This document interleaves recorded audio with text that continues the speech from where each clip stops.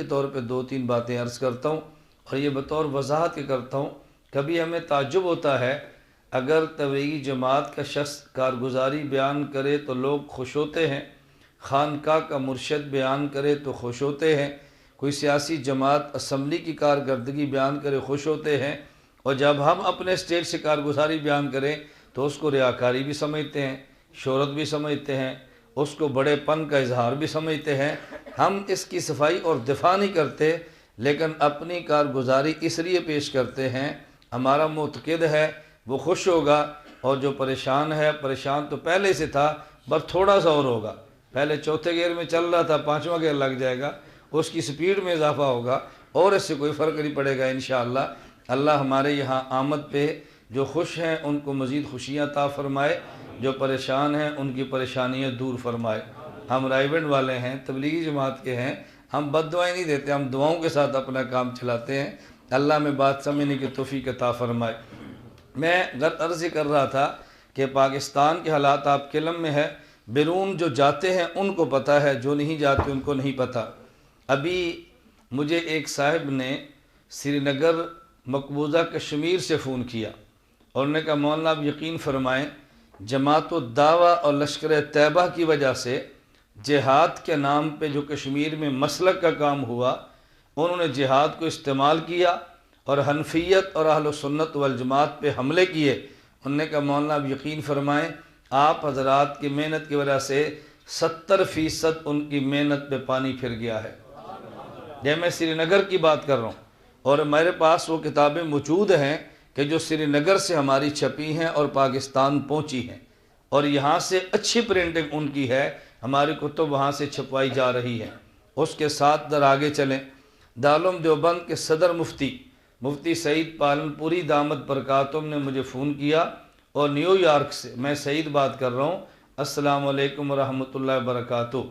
मैंने सलाम का जवाब दिया तो मैंने पूछा जी कौन से सईद साहब हैं? उन्होंने कहा चूँकि आपने तारुफ पूछा इसलिए कह रहा हूँ, मैं मुफ्ती सईद पालनपुरी दारुल देवबंद का सदर मुदर्रिस आपको न्यूयॉर्क से फ़ोन कर रहा हूँ। ये आज से 4 साल कबल की बात है।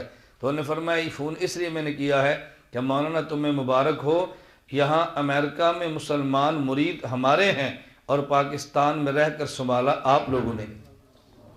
जो गैर मुकल्लियत की मेहनत की वजह से परेशान थे ना, आप लोगों का लिटरेचर पहुँचा है, सीडियों में बयान आए हैं, और सोशल मीडिया के ज़रिए जो आप लोगों ने काम किया है, इन लोगों ने वाक़अतन आपके काम को कबूल किया है और यहाँ अमेरिका की इस हवाले से फ़िज़ा बदल गई है। जब मैं वहाँ की बात कर रहा हूँ, अभी कराची के हमारे मेज़बान हैं, मेरा 30 को उनका जलसा भी है, तो उन्होंने फरमाया मैं इंग्लैंड गया और मौलाना मैं आपको मुबारकबाद देता हूँ, इंग्लैंड में यूरोप का वो मुसलमान नौजवान जो जाकिर नाइक को सुनता और बेहद मुतासर था, तुम्हारे दलाइल की वजह से जाकिर नाइक उनके दिमाग से निकल गया है और हनफियत उनके दिमाग में बैठ गई है। ये तो मैं एक एक कारगुजारी आपकी खिदमत में ला रहा हूँ। मौलाना तारक जमील साहब के बेटे दामाद अदनान मुझे वो मिले जब 7 माह ब्राज़ील लगा कर आए। उनने कहा मैं ब्राज़ील गया, 7 माह लगाए। उनने मुझसे पूछा मौलाना मोहम्मद इलियास घुमन को जानते हो?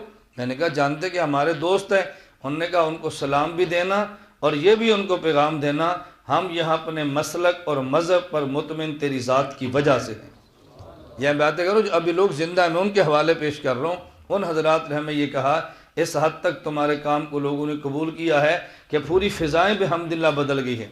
मैं दुबई गया, मस्जिद गुरैर के अंदर असर की नमाज़ पढ़ी, नमाज के बाद मैं थोड़ी देर बैठा और उठा, एक साथी मुझे मिला, उमर भाई उनका नाम था, मिले और मुझे कहा मौलाना इलियास घुमन साहब? मैंने कहा जी हाँ।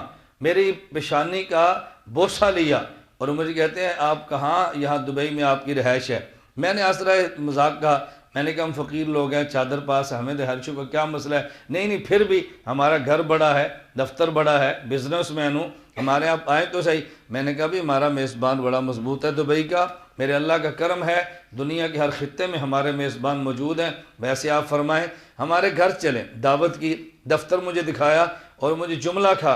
उन्होंने कहा मौलाना इसलिए आपसे प्यार करते हैं, हम दीन पे जुड़े तबलीगी जमात की वजह से थे और हम बचे तुम्हारी ज़ात की वजह से। जब हम तबलीग में जुड़े थे ना, कभी हमारे इमामे पे एतराज़, कभी फ़ज़ाइल एतक़ाद पे एतराज़, कभी हाजी अब्दुल वहाब साहब पे एतराज़, कभी मौलाना तारिक जमील पर एतराज़, कभी हमारी किताबों पर एतराज़। अगर ये नेट पे तुम्हारी मेहनत न होती आज हम कब के शायद बदल जाते।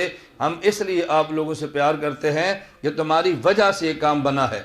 मैं जब सऊदी अरब के पहले दौरे पर गया 6 साल पहले, जिसके पास जाऊँ मिराज रबानी, जिसके पास जाऊँ तौसीफ़ रहमान, जिसके पास जाऊँ फ़लाँ अकाबिर उलमा देवबंद के ख़िलाफ़ बोलता है। हमने बेहम्दिल्लाह ताला 5 साल पहले फिर सीडीज़ रिकॉर्ड की हैं, अकाबिर का दिफा किया है, उनके दलाइल का दंदान शिकन जवाब दिया है।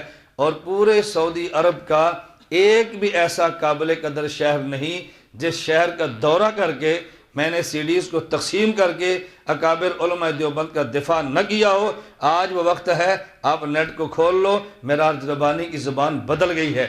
आप नेट खोल लो, जो हमने केस्टों का जवाब दिया है तौसीफ़ रहमान जवाब नहीं दे सका। मैं भी रमज़ान में जब जद्दा पहुँचा तो मुझे जद्दे के उलमा ने कहा मौलवी साहब कोई माने या न माने, ये तारीख़ में पहली बार हुआ है कि मिराज रबानी जद्दे बयान के लिए आया, बाकायदा इश्तिहार छपा और उसको प्रोग्राम कैंसिल करके जद्दे से हायल दौड़ना पड़ा। इतनी बेदारी आई है। अब इस खित्ते में खुलकर उलमा अहनाफ, उलमा अहले सुन्नत और उलमा देवबंद के खिलाफ को बोलने की जरूरत नहीं करता। मैं ये कह रहा था ये तो थोड़ा सा काम है। जब हमने काम शुरू किया हमें हर कोई समझता था मुतशद्दिद हैं, भड़कीले हैं, जोशीले हैं, सलीका नहीं आता। मैंने कहा हमें सलीका नहीं आता, मानते हैं, हमारे अमीर साहब दामद बरकात मौजूद हैं, अकाबिर की सरपरस्ती हमें हासिल है, जिनको सलीका आता है हमारा उनसे ताल्लुक़ है। और मैं अल्लाह की ज़ात पे भरोसा करके आपको कहता हूँ, दारुल उलूम कराची से लेकर दारुल देवबंद तक, मेरे सरगोदे शहर मदनी मस्जिद के मरकज़ से लेके रायबंद के मरकज़ तक हमारा इन तमाम मशाइख से रब्ता है। और काबिर तमाम उलमा देवबंद हमारे सर पे दस्ते शफ़क़त भी रखते हैं, सरपरस्ती भी फरमाते हैं। हम नलायक हैं, लेकिन हम पे जिनका हाथ है वो बड़े ही नालायक हैं, जिनसे हमारा ताल्लुक़ है वो बहुत बड़े लोग हैं। मुझे एक मरतबा एक आलिम फरमाने लगे कि मौलाना में समझ नहीं आती, इत्तेहाद अहले सुन्नत की उम्र बहुत छोटी है, तुम लोग बहुत छोटे हो, इतने कम अरसे में दुनिया में तुम्हारा मिशन कैसे फैल गया है। अभी परसों वहाँ जामे तुरशीद मेरा बयान था तो मौलाना सैयद अदनान काका खेल जिन्हें आज आना था, लेकिन आज चूँकि जामे तुरशीद का प्रोग्राम है इस वजह से वो नहीं आ सके। मेरा वहाँ कुल्लियात में बयान था तो सैयद अदनान काका खेल ने कुल्लियात में खड़े होके अपने जामे तुरशीद के तलबा से कहा, उन्होंने कहा मैं 2 बातों का इख्तराफ़ करता हूँ, मसलक देवबंद में जदीद वसाइल का जिस कदर इस्तेमाल इन लोगों ने किया है इसकी पूरे मजहबी तबके में मिसाल नहीं मिलती।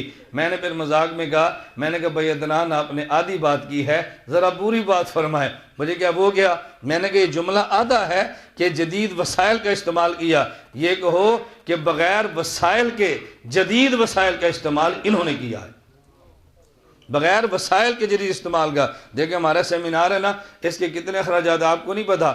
आपने अभी बाहर निकल के आना है, पैसा कहाँ से आया, एजेंसी के लोग हैं, इस्लामाबाद होटल में कैसे हो रहा है, और हम अभी तक माल जमा करते हैं। मेरी जेब में अभी फ़ंड मौजूद है, मैं आपको चलो दिखाता हूँ। कोई 2000 दे रहा है, कोई 5 दे रहा है, कोई 10 दे रहा है, हम अभी जमा कर रहे हैं और बयान को फिर हमने जमा करना है और आज के अपने कर्जे को पूरा करके यहाँ से निकलना है। मैं बात क्यों कह रहा हूँ, कारगुजारी सुना रहा हूँ ना, आपके ज़हन में ना हो वसाइल कहाँ से हैं, फ़ंड कहाँ से हैं। 2-4 हज़ार करके जमा करते हैं और अपने काम को हम जारी रखे हुए हैं। दूसरी बात उन्होंने क्या की, उनने अपने कुल्लियात के तलबा से कहा, उनने कहा मैं दयानतदारी के साथ कहता हूँ, हमारे पास जिस कदर कसीर इस्तेमाल करके हम टीम बनाना चाहते थे हम वो टीम नहीं बना सके जो बग़ैर वसाइल के इन लोगों ने देहात में बैठ कर टीम बना ली है। आज अल्लाह का शुक्र अदा करता हूँ मैं, तुम्हें किसी मौजू पर मुनादिर चाहिए हम तुम्हें देंगे, मुहक्किक चाहिए हम तुम्हें देंगे, साहिब कलम चाहिए हम तुम्हें देंगे। किसी इदारे में आप दौरा तफसीर रखें और हमें कहें तफसीर पढ़ाने वाला उस्ताद चाहिए, हम आपकी खिदमत में पेश करेंगे।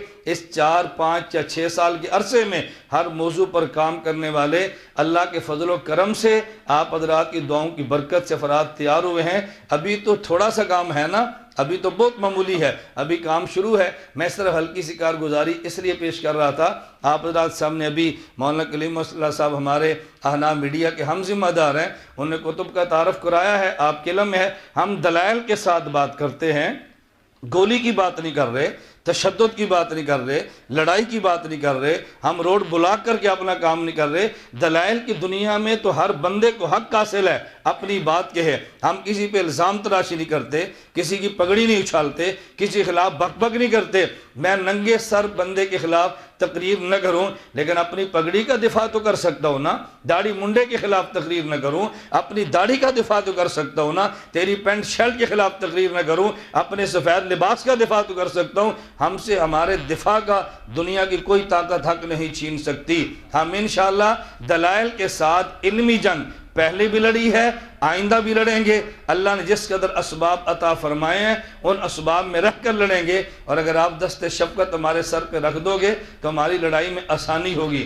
हमें उम्मीद है कि आप हमारे साथ ताउन फरमाएंगे इंशाअल्लाह। ताउन का माना मैं कह रहा हूँ कि आप समझे ना, इतनी तमीश अरबी को फंड जमा करने लगे हैं ना। अल्लाह पाक का बड़ा करम है, बसा औकात 2-2 रुपये देने वाले वो 2-2 करोड़ से आगे बढ़ जाते हैं। अल्लाह के नबी ने फ़ंड का ऐलान किया, साबी चंद खजूरें लाया है, रसूलुल्लाह सल्लम ने उसको पूरे ढेर पे तकसीम कर दिया। क्यों? इसलिए कि जो था इसने दे दी है। हमारे साथ चलने वाला मसाकीन का तबका है, फ़ुक़रा का तबका है, ग़ुरबा का तबका है। एक वक्त आएगा अल्लाह अहले सरवत भी हमें अता फरमा देंगे। जब भी कोई दीनी तारीख चलती है ना, उसके साथ चलने वाले बुनियादी तौर पे गरीब, फ़कीर, मिस्कीन और वो लोग होते हैं जिनको दुनिया में देखने और बात करने के लिए तैयार कोई नहीं होता। शुरू में इल्ज़ामात का सामना करना पड़ता है, लेकिन एक वक्त आता है कि लोग उनसे ताल्लुक़ को अपनी सादत समझना शुरू कर देते हैं। एक वक्त आता है बड़े बड़े असहाब खैर अपना माल उन पर ख़र्च करना सादत समझते हैं। मैंने खैर मुख्तसर सी आसान लफ्ज़ों में कारगुजारी पेश की है।